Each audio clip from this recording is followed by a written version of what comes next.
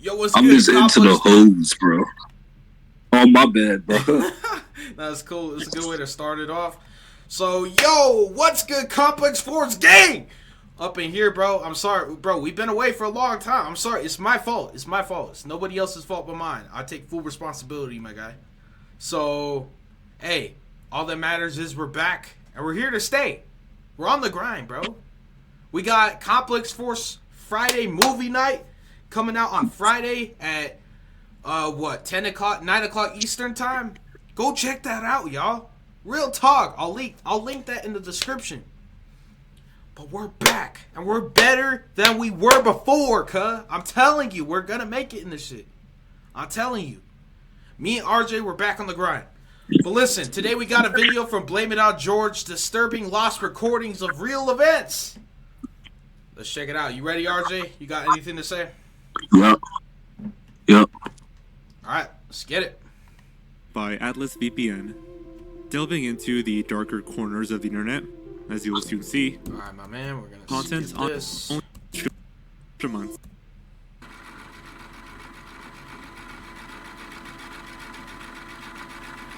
You hear it? Yep.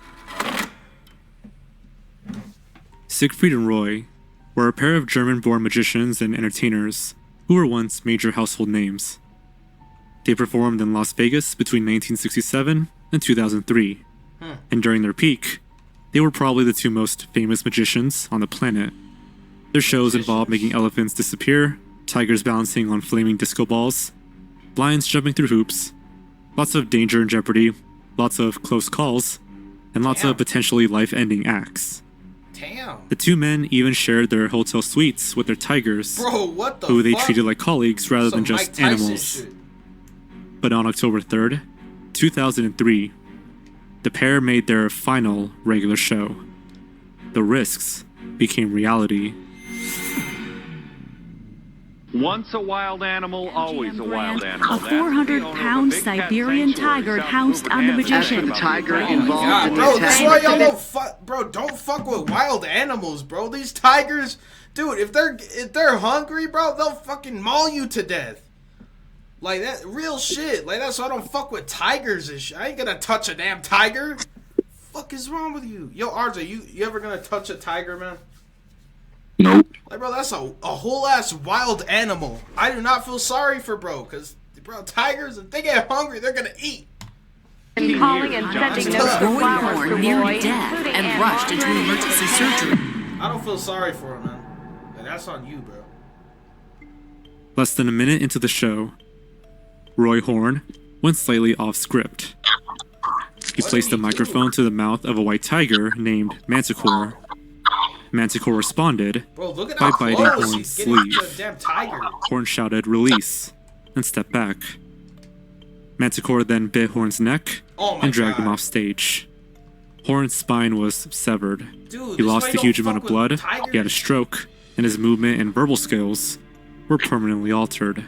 The show was stopped, the tour was cancelled, and Roy Horn's life was changed forever. Later, Roy Horn claimed Manticore knew he was having a stroke, and had accidentally injured Horn while dragging him off stage in an attempt to save his life. I got a stroke when I fell down, and I seen his blue eyes still looking at me. I thought, now what happened? So he did what every cat do when she has a litter. He picked me up by the neck and put me to the side before you know. Like you a were mother safe. with a cub. Oh yeah, he took care of me. No one seems sure if this Yeah, is a sincere That's claim, what happens, man. or It's if a Horn fucking was just tiger. trying to explain away the event. But in Horn's defense, if the tiger had wanted to kill him, it could have simply killed him. I know. Whatever the case, Horn kept living with Manticore until the tiger died in 2014. He kept living with that Since fucking then- tiger? Both Siegfried and Roy have also died. Bro, how do you keep living now with a in- motherfucker when he mauled your fucking neck? Nah, that's crazy, bro. Infamous Manticore attack was recorded by the I Mirage, would shoot the the Las tiger. Vegas venue hosting the Facts. show, Fuck that damn but tiger. they never released the footage, and they probably never will. There is tape of the incident, but the hotel has steadfastly refused to release it. There are many strange theories about the attack. So the The footage two is most lost? commonly accepted theories are that Manticore was spooked by the slight off-script moment, or that Manticore realized Horn was having a stroke.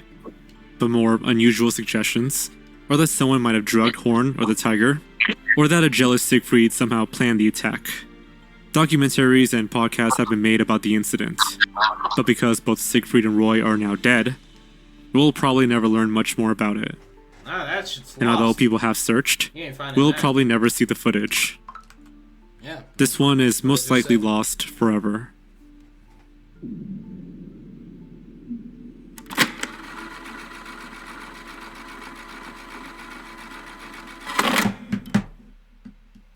The Swell Season are a folk rock duo made up of Irish musician Glenn Hansard and Czech musician Marketa Irglova.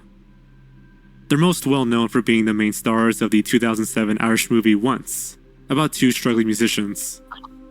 One of their songs, Falling Slowly, which featured on the movie soundtrack, won the 2007 Academy Award for Best Original Song. Hansard and Irglova also appeared in the 2009 Simpsons episode In the Name of the Grandfather, which was set in Ireland. So the Swell Season are a pretty big name. But on August 19th, 2010, the band became famous for something else. During one of their California concerts, a fan named Michael Edward Pickles climbed onto a Bro, rooftop what kind of name, bro? Pickles? 3 stories above the stage. He jumped off the roof, onto the stage, and to his death. Yo. He landed just a short distance away from Glenn Hansard. The concert was stopped, and on-site paramedics attempted CPR for 30 minutes. But Pickles was pronounced dead, He's dead, bro. He's and dead. it later emerged he was on bail for threatening to kill both himself and his girlfriend a few months earlier. Around 2,000 people were at the concert. You can find online footage of both before and after the suicide, but no public footage exists of the suicide itself. Though at least one concertgoer claims they have footage, it's never been released. And due to the gravity of the It's situation, probably not going to be released that's unless probably it's for on the the dark web. best. The dark web, that shit will probably be released, to be honest.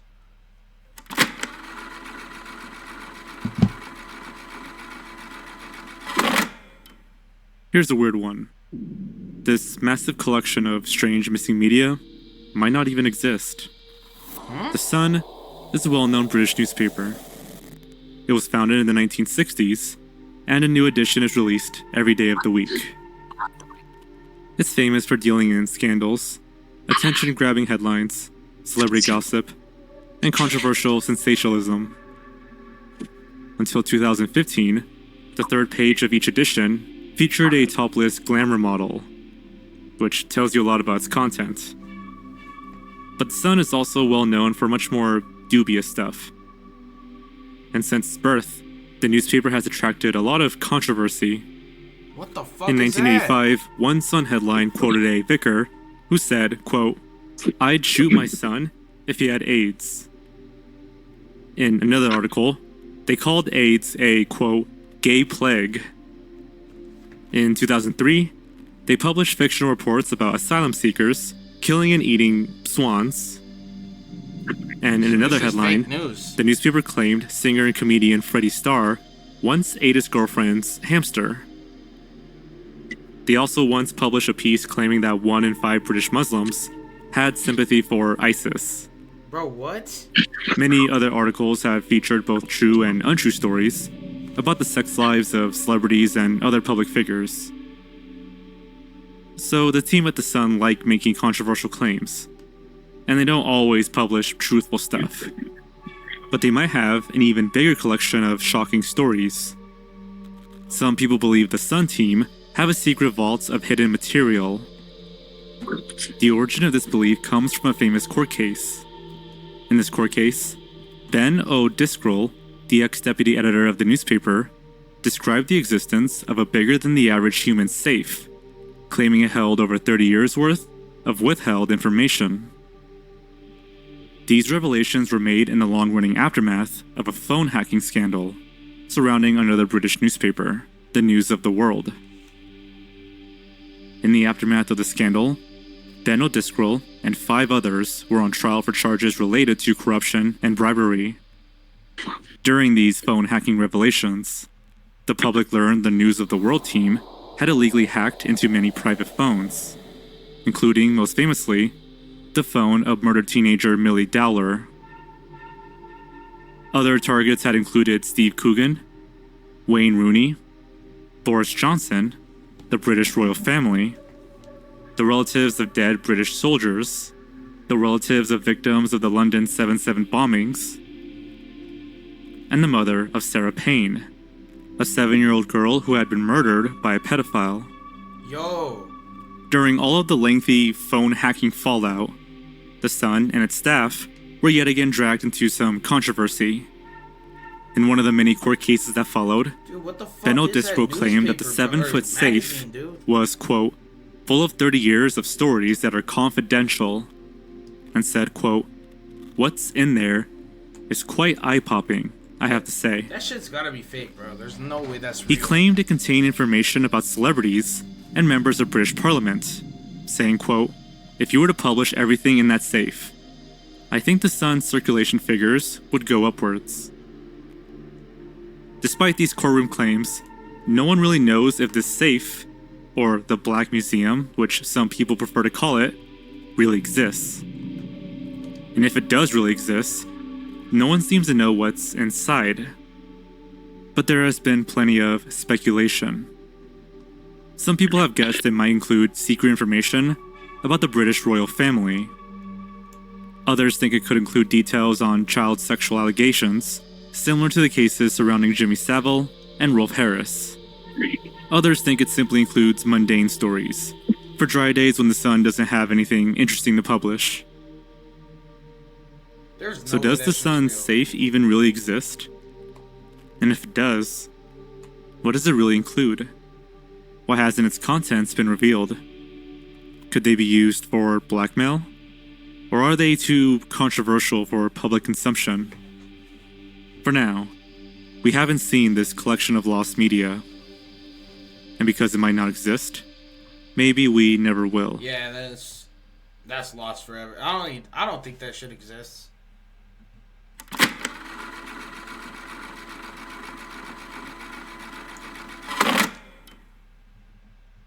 Next is possibly one of the most bizarre lost media topics I've ever covered. The popular Fort Worth, Texas Mexia supermarket was around half the size of a standard soccer pitch. Like any other supermarket, it had frozen goods, refrigerated goods, canned goods, fresh meat, fruits, vegetables, and, well, pretty much whatever else you may normally find at a supermarket. But in the summer of 1999, the supermarket closed down after the owners filed for bankruptcy. All pretty normal, and companies file for bankruptcy very often. But 3 months after the Mexia supermarket was closed and abandoned, city officials realized it had been really abandoned, with no plan and no disposal. Instead of giving the leftover food to a charity or another business, the owners had simply locked the door, left everything behind, and returned to Damn. Laos. They just dipped. And an extremely biohazardous environment had been created. Meat and fish spoiled. Ugh, Fruits and vegetables began to rot. disgusting, man. Dairy products went sour, and their rotting ingredients forced their packaging to explode. Ugh. Flies, cockroaches, rats, and mice, and other animals That and is fucking insects disgusting. Why would they started leave to this enter the shit? building. The pests fed, reproduced, and grew in number. They just fucking dipped. Deadly gases were released, and oxygen levels dropped. Locals began complaining about a horrible smell. Oh yeah, can you Eventually, imagine the living Fort by Worth there? Health Department declared the scene an official health hazard and began the process of assessing and clearing the building. For several reasons, the building couldn't be burned down. This could cause another biohazard risk, and the countless God. packs of rats would flee and relocate to homes and businesses in the nearby area. So a specialist team had to go in. They wore masks, Hamzat suits, and oxygen tanks. Rat poop was everywhere. Maggots had infested the building. There were so many flies that the team, in some Bro, parts of the that's store, fucked up. They just could left barely all see that their own food. They hands. could've- It was so bad that you could not see the hand. Bro, they could have gave that damn food away. They could have done anything else, but they just left it there and fucking locked the. Bro, fuck those people, man. At the end of your arm, the flies were so Left that shit to spoil, bro. That's good food that they just left. Like, fuck those people, man. They just dipped. thick. The workers had to be That's disgusting, decontaminated man. every time they left the building. Brian Borner, Fort Worth's director of environmental management at the time, said, quote, "I've been in this business for 14 years. This is the first time I've ever heard of this. Think of what has been in there for 90 days. Produce, dairy, meats. It's kind of hard to comprehend." Both interior and exterior footage of the clearance was recorded. This included footage of the clearance team, footage of rotting food, and shots of windows, which had been almost completely covered by flies and cockroaches. A small few photographs still exist, and a small amount of footage was used in a 2010 TV show named Life After People. This episode, entitled The Last Supper, discussed what might happen to food supplies if humans were suddenly wiped out. But no other footage has ever been found, and what we do have is of pretty low quality. In August 2023, a Lost Media fan named Benjamin McHale began a hunt for more of the material, contacting past and present Fort Worth officials. But no one had any concrete information. And Brian Borner, who no longer holds his previous position, claimed that the camera footage is probably lost forever. Yeah, most definitely. So will we ever see more of this? Probably not.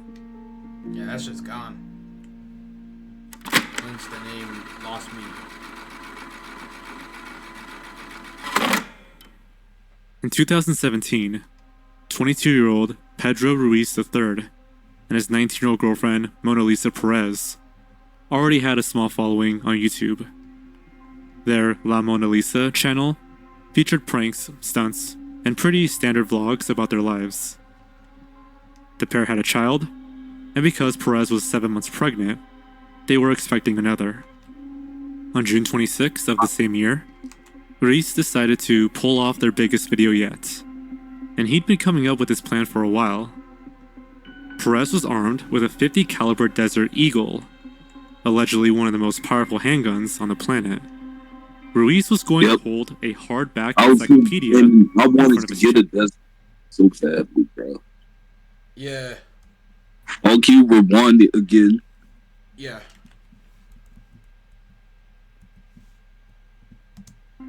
and he'd been Damn, that coming up with does. this plan for a while. Perez was armed with a .50 caliber Desert Eagle, Damn. allegedly one of the most powerful handguns on the planet. Ruiz was going to hold a hardback encyclopedia in front of his chest. Perez would then pull the trigger, hoping to hit the encyclopedia, and therefore avoid shooting her boyfriend. The encyclopedia had "Please hit here" written on it, Bro, with an what? arrow pointing to some crosshairs. The pair hoped Perez would successfully hit the encyclopedia, which would stop the bullet and save Ruiz's life. Dude, what On type the day of the video is stunts, that? You're just The asking pair to posted on die. Twitter, claiming they were going to make, quote, one of the most dangerous videos ever. The video would be the first recording The for their shit new people do channel, for Damn It clout, man. Boy, which was set to feature many dangerous stunts. In a video recorded on the day of the stunts, Ruiz chatted to the camera, explaining his idea. In one part of the video, he says, So if I'm gonna die, I'm pretty much ready to go to heaven right now. I don't know about If I all that, die, bro. I'll be ready for Jesus. He probably won't accept me into the pearly gates because how stupid this is. But I have Bro is confidence ready to die. He's ready. that my girlfriend will hit the book and not me. in the same video, he says, quote, I may fail, but if I fail, I want to die trying. We're all gonna die anyways. but not all of the footage Dude. from that day has been released. And in a transcript of the unreleased footage, it's clear Perez doesn't want to carry through the stunt. She says, quote, "Babe, I'm not doing this. I can't." But Ruiz replies, quote, "As long as you hit the book, you'll be fine. Come on." And so they carried on with the stunt. They did that shit. Perez aimed at the book and pulled the trigger. And as Ruiz hoped, Perez did hit the book. But the bullet went through the book and into Ruiz's chest, Yep. killing him. Bro, what else did they expect? They thought the book was gonna save him? The fuck is wrong with Perez these people, immediately man? called 911, but Ruiz couldn't be saved, and he died at the scene. All for clout. Perez bro. was charged with second-degree manslaughter and sentenced to 180 days in jail. Although authorities released the footage Ruiz and Perez captured before the incident, they didn't release the footage of the incident itself, or the footage of its aftermath. Yeah, the police And because probably the have only that recordings shit, ever and they're not made gonna were release those it filmed by either. Ruiz and Perez, it's very unlikely we'll ever see this piece of lost media. Isn't a gun like gold, silver? Safe. Thanks for watching, Yep. and I'll see you guys next Hey, time. that was a crazy Take- video, bro. Nah, that's insane. He literally shot the gun for clout, bro. For real, bro took a bullet to the chest for clout. Bro was ready to die too. He was ready. He didn't give a fuck. And that Desert Eagle is a one-shot handgun. I know, bro. Like, how did they think the encyclopedia or whatever the fuck was gonna save, bro? That's insane, man. Nah, that. I'm speechless, bro. I never heard of that before. I never heard of that situation before. A Desert Eagle is a more powerful gun than a regular 9mm handgun. Damn, bro. That's wild. That's wild, bro. Compared to a Desert Eagle, it's like a shotgun where you shoot one time. But a 9mm is a one-shot handgun, though, but you shoot more. But it's not automatic. Yeah. Shit, man. I'm dead ass speechless. I don't know what the fuck to say. That's crazy. Like, dead ass. But, hey guys, hope y'all enjoyed the video. Dude, Wait, what were you gonna say? bro was literally shooting a gun for clout, bro. Facts, bro took a bullet for clout. That's insane, man. That should be a lesson to y'all viewers. Like, bro, don't be doing stupid shit for clout. It's not worth it.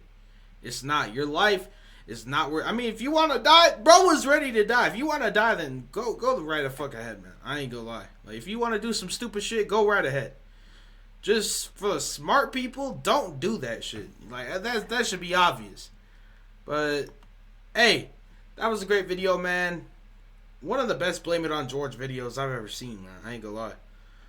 But we're out. Peace.